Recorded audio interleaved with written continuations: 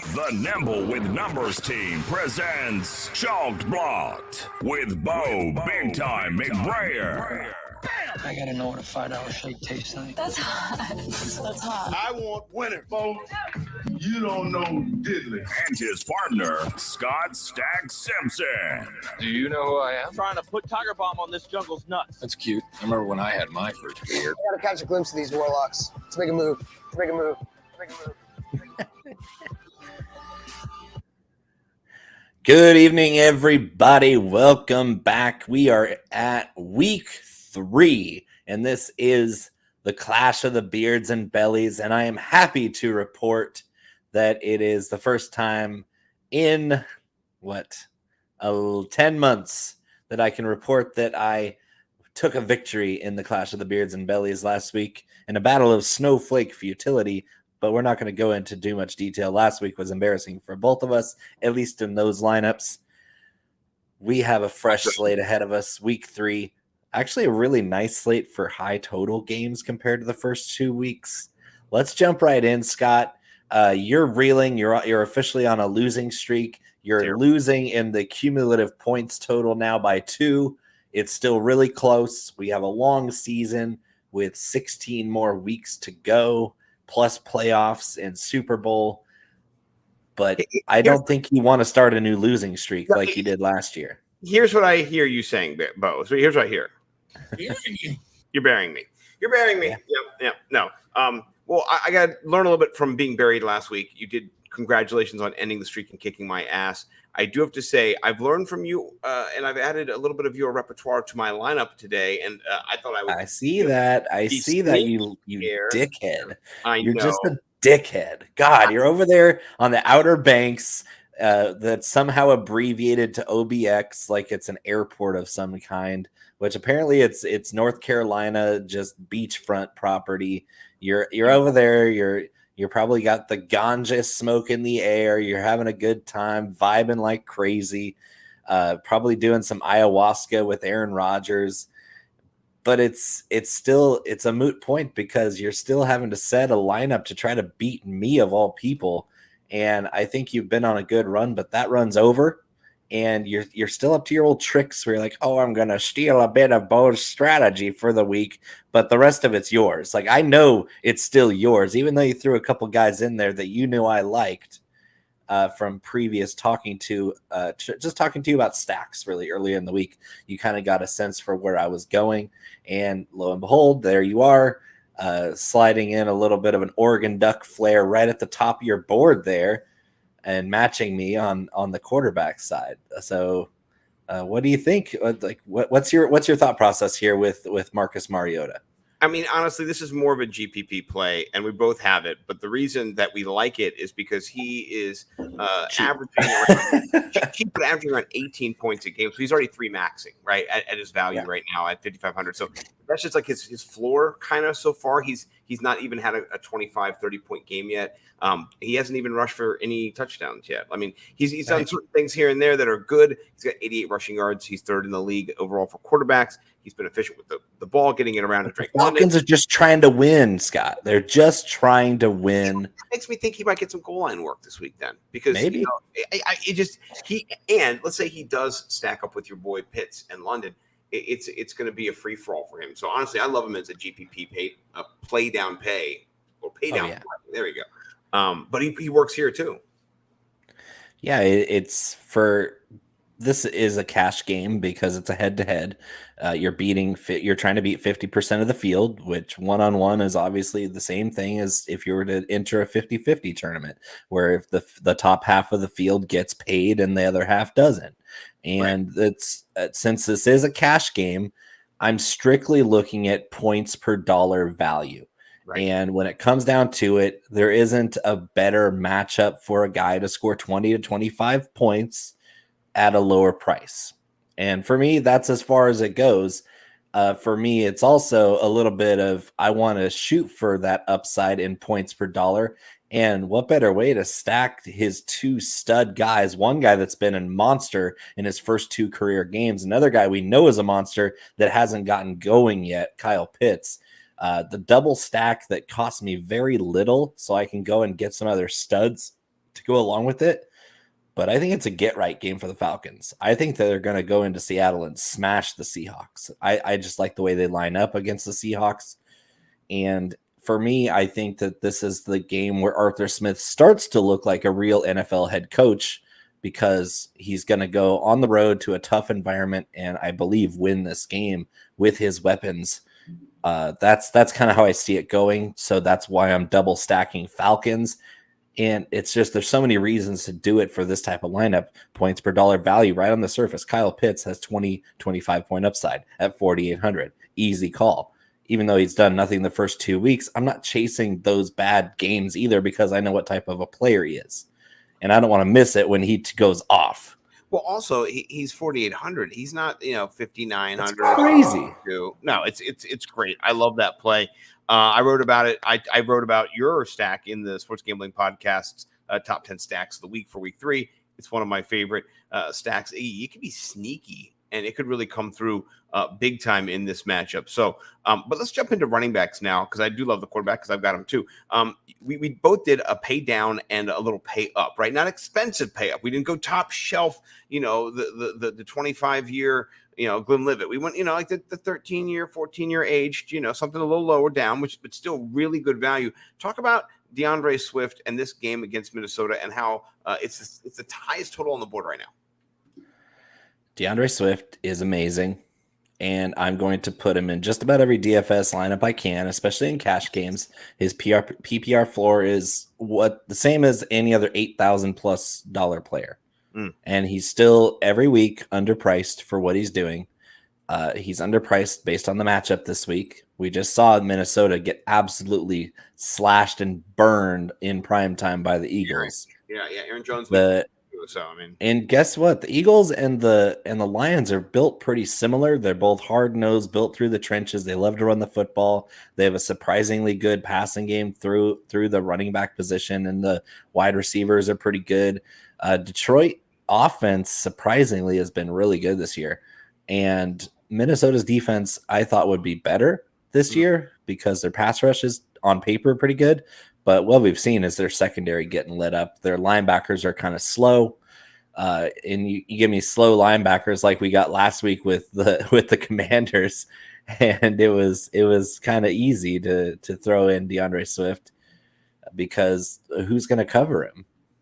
No, who's going to cover him indeed? And we forget a rookie dropped a touchdown for Aaron Rodgers in that week 1 game against Minnesota as well. I mean, it was well noted, first seen. Play of the game. Yeah, first play of the game. Touchdown, 6 more points. It's another touchdown. The secondary didn't give up. So had the stats. And the Washington Commanders too, talking about them, they could have given up more in their games too.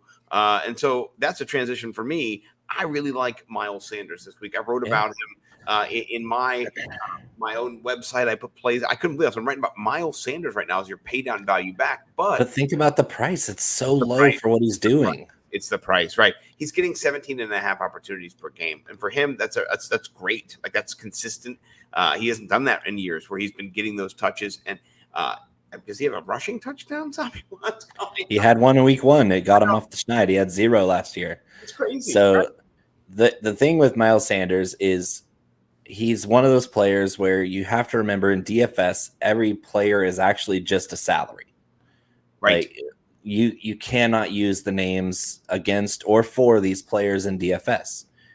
At the end of the day, it's all about salary, how much salary is taken up in the cap for each player. So player RB2 based on your team. RB2 is 5.5K out of your 50K. So just over 10% of your salary cap is going to RB2, Miles Sanders. And he's averaging 15 points a game. He has a good, solid role. Not a whole lot of passing down work, but that's fine because what he's doing with his work is good, and it's positive expected value for his salary this week against a bad defense. So take the name out of it, and you're making a winning play. And if you want to take the name out of it even further, the last 2 times he's gone up against Washington, he's rushed for over 100 yards, 131, 122. One was last year. He didn't play in both games. He was injured. Useful. But that's good to know. He got 19 and 18 carries in those games. One was in 2019 as rookie, 2021. So there's a little gap in there where he was injured, didn't play against the Washington football team. But in the 3 games he's played, he's had 48 carries for 278 yards and scored 2 touchdowns. So are we starting to see the Eagles hate Miles Sanders less than they have in the past? Because that's kind of what I'm seeing.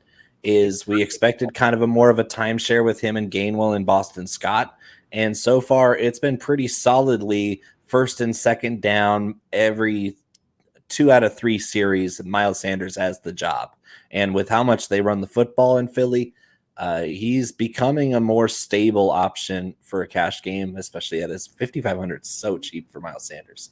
I saw Dave Lofgren talking about him, and he was getting all excited. And Dave's from Philly, and when Dave's getting excited, because he doesn't drink the Kool-Aid. Being from Philly, he's more negative, nepotistic, opposite, not nepotistic, but the opposite, just against it. They're gonna fuck it up. And so even he was singing some praises of him this week, and so I like it. What do you think about Joe Mixon against the Jets? Smash it harder. I think he's going to be a top 5 play this week, and at 7,600, you can do a lot worse than Joe Mixon. He's going to be in a lot of my lineups, because if I want to get other wide receivers in there, like you have Diggs and Higgins and Waddle, that's sexy. Like you got those 3 sexy guys at wide receiver, because Joe Mixon is probably 1,000 underpriced for what he's going to do this week.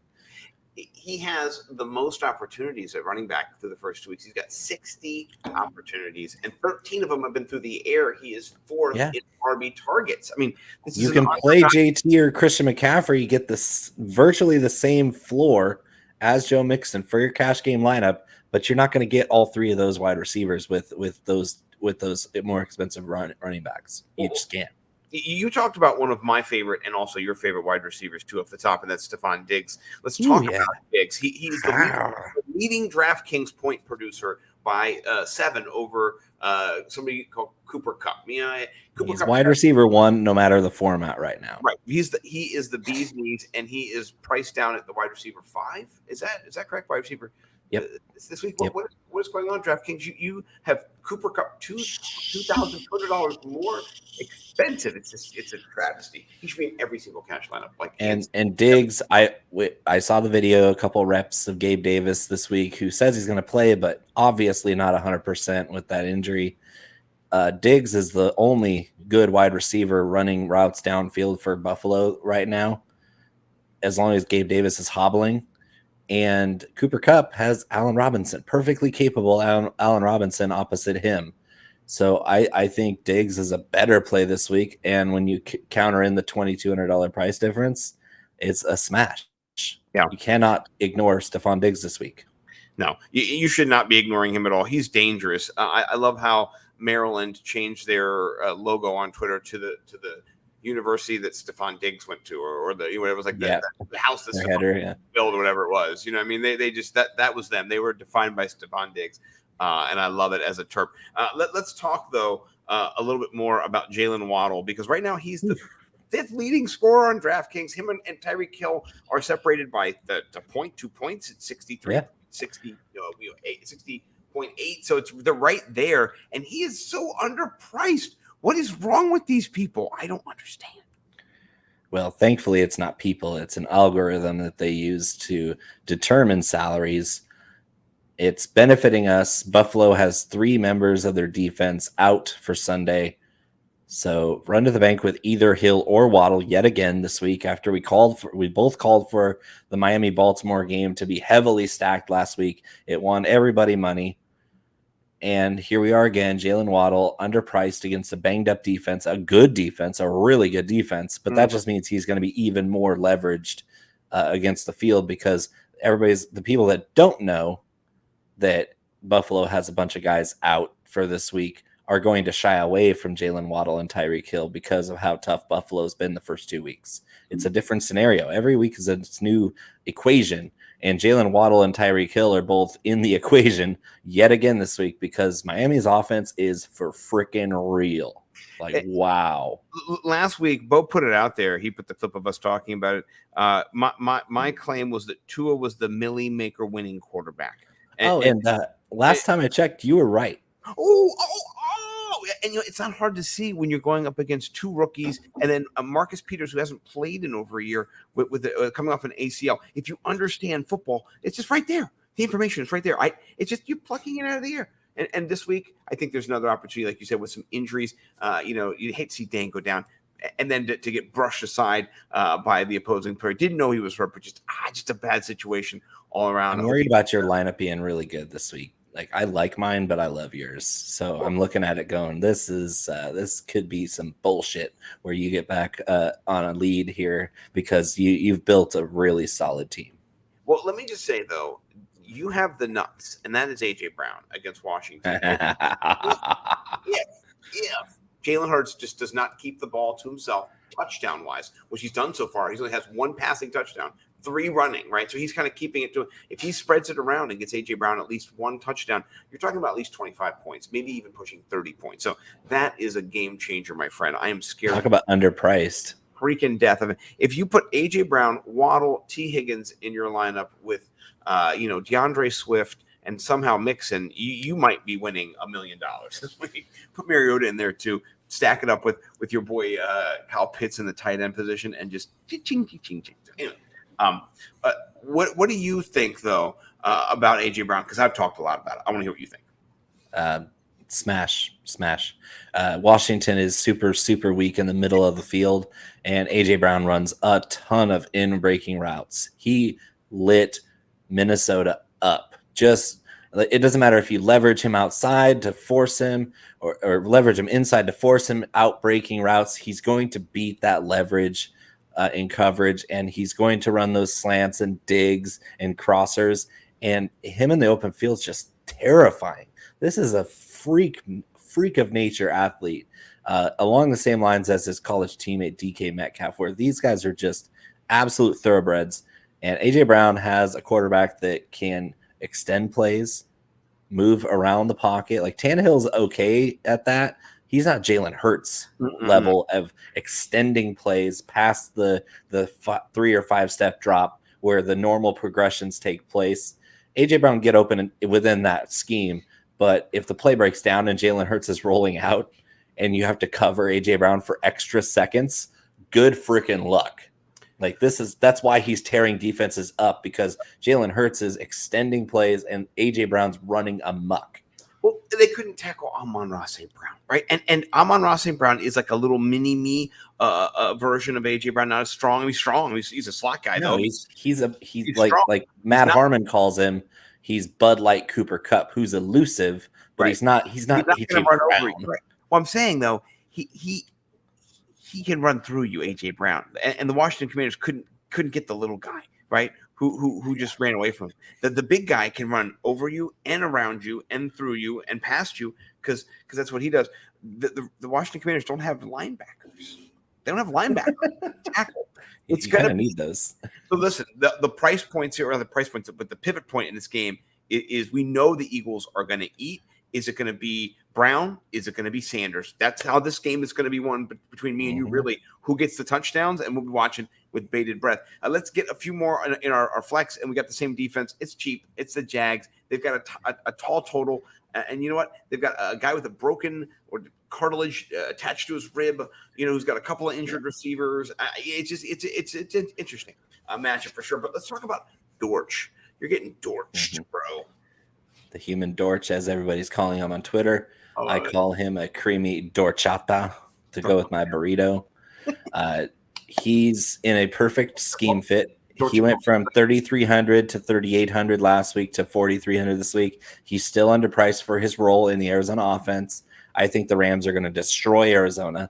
Like, they're going to kill them, just absolutely smother them on defense until garbage time, or as anybody else would call it, just the late catch-up period where the Arizona Cardinals are going to have to do what they did last week against the Raiders, which is try to come back. They're not going to run the football. The running backs are banged up, or Darrell Williams, who's basically running in quicksand.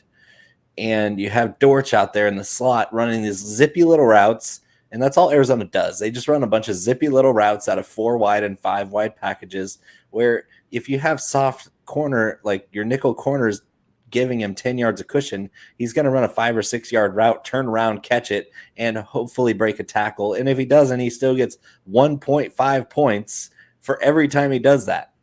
And it's free money. Jalen Ramsey won't be in his kitchen all day long. He will not be blanket covering Dortch. They're not going to be worrying about him. No, he's going to be following. He's going to be following Hollywood around, which I don't even think is necessary. No. Hollywood Brown's been pretty disappointing so far this year, and Ramsey's not going to cover Dortch because Dortch isn't a threat. He's just easy money. 4,300. You might as well play any other slot receiver that just doesn't have much going for him. Dortch is just a volume play for me. Points per dollar, just like I said. Yeah. Well, I'll get my two, tight end and flex out of here, and then we'll jump into chalk block in just a minute. We're running down the plate, which I cannot wait to do. So Gerald Everett, he had that gaffe last week, on Thursday Night Football where he ran out of gas. He didn't have the energy to cut in route and catch the ball, and then he dropped his mouth guard, and then the bombs were going off and the bodies were piling up next to him. It was just over, right? But he's 4,400 this week. And you can just see he's averaging around 14 points per game. He's in the top 10 of tight ends. You knew something like this was going to happen with Justin Herbert, who loves to get the ball out quick, who loves to throw the ball on a rope, who can get it to his tight end. It's perfect. Also, Keenan Allen injured, kind of that does get an opportunity, present itself. What do you think about Everett this week if Keenan Allen plays and it's everything kind of full systems go for the team? Yeah, so Herbert, very questionable, big swing in betting money going towards the Jags against the spread, move the spread 3.5 points in an hour. So a lot of people are thinking that Justin Herbert probably won't play. And Keenan Allen didn't practice today, and that's a big red flag for him. So you might be backed into an overpriced tight end, in my opinion, but one that might get just peppered with Chase Daniel targets, which would suck for me. It's like I'm all excited that Justin Herbert isn't throwing to Gerald Everett, which raises his ceiling exponentially versus Chase Daniel, to you getting a whole bunch of you cracking double digits with Gerald Everett just by a 1,000 little dump off passes from Chase Daniel. I think this is a good play either way, even if he's a little bit overpriced. Like he's only 400 less than Kyle freaking Pitts. I wanted Pitts. I had Pitts, but then I couldn't get anybody else in the flex that I was comfortable with. That was my issue. I didn't have the Dortch power that you had. I didn't want to Dortch it, Yeah. And Aguilar is a decent upside play there. So yeah, you did okay. More of a GPP, but but Baltimore's secondary still banged up. We just saw them get lit up. Yeah, it's not good. So Aguilar is either going to get you 0 or he's going to get you 22. There's no in between. And I think that with the matchup, you might have a pretty good chance of getting that long touchdown pass, the only pass over 4 yards in the air that Mac Jones might throw in that day. But give it to me every day. Give it to me. I want to get Aguilar. Well, this is the clash of the beards and bellies, or clash of beards. I'm going to try to go 2 in a row. Start a new streak. Trying to go 2 in a row. I'm trying to get back on the winning track. How many cumulative points are you up? 7 on me? Is that the? No, I'm up 2. Oh, up 2. You won by 7 week 1, and I won by 9 last week. 9. Okay, so it's 2. That's so close. I love it. So close. Appreciate Brad. Everybody else jumping in here. One point we had 4 viewers live. That's great for the beards, and the bellies. Yeah, so it's so sexy. We're gonna jump back in here in like 2 minutes for chalk block, and we're gonna crush the slate and give it to you strong. All right, we'll see you guys next time. Peace.